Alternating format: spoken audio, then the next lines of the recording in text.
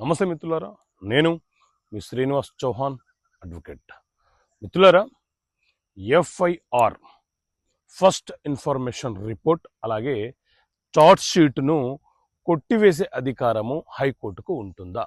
So మిత్రులారా, ఎవరైనా ఏ నేరం చేయనప్పటికీ వారి మీద పోలీసులు ఒక తప్పుడు ఎఫ్ఐఆర్ నమోదు చేసి వారిని శిక్షించమని ఎఫ్ఐఆర్ నమోదు చేసి వారి మీద ఛార్జ్షీట్ ఫైల్ చేసి హైకోర్టుకు సమర్పించిన సందర్భాలలో హైకోర్టు ఎఫ్ఐఆర్లో ఉన్నటువంటి అంశాలను ఆధారంగా చేసుకొని ఛార్జ్షీట్లో ఉన్నటువంటి అంశాలను ఆధారంగా చేసుకొని మన దేశంలో 2024 నుంచి అమల్లోకి వచ్చినటువంటి BNSS చట్టంలోని సెక్షన్ 528 ప్రకారంగా ఎఫ్ఐఆర్ను ఛార్జ్ షీట్ను క్వాష్ కొట్టివేసే అధికారము కలిగి ఉంటుంది.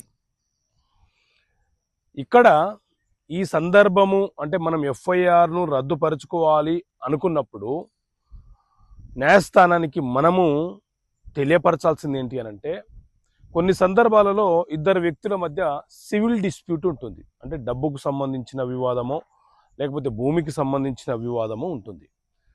ఆ వివాదాన్ని పోలీసులు ఉద్దేశపూర్వకంగా ఇది క్రిమినల్ నేచర్ అని క్రిమినల్ నేచర్గా మార్చి మన మీద ఎఫ్ఐఆర్ నమోదు చేసి మనకు ఇబ్బంది పెట్టే ప్రయత్నం చేస్తున్నారని మనం ప్రూఫ్ చేయగలిగితే ఆ సందర్భంలో హైకోర్టు ఆ ఎఫ్ఐఆర్ను ఆ చార్జ్ షీట్ను క్వాష్ చేసే అవకాశం ఉంటుంది. సో మీరు ఎలాంటి నేరంలో పాల్గొనకపోయినా మీ మీద ఎఫ్ఐఆర్ నమోదవుతే ఆ నేరంలో నా పాత్ర లేదు, నేను తప్పు చెయ్యలేదని మీరు నిరూపించగలిగితే హైకోర్టులో మీరు క్వాష్ పిటిషన్ వేసుకొని మీ మీద నమోదైన ఎఫ్ఐఆర్ను చార్జ్ షీట్ను రద్దుపరుచుకునే అవకాశం మీకు ఉంటుంది. సో ఇలాంటి అంశాలను ఈ పుస్తకంలో మీకు అర్థమయ్యే పరిభాషలో చట్టపరమైన సమస్యలకు పరిష్కారాలు అనే ఈ పుస్తకంలో మీకు అర్థమయ్యే భాషలో సంక్లిప్తంగా వివరిస్తూ ఈ పుస్తకాన్ని మీ ముందుకు తీసుకొచ్చాను.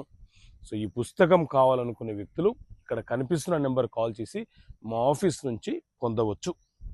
ఓకే మిత్రులారా, థ్యాంక్ యూ. జై హింద్.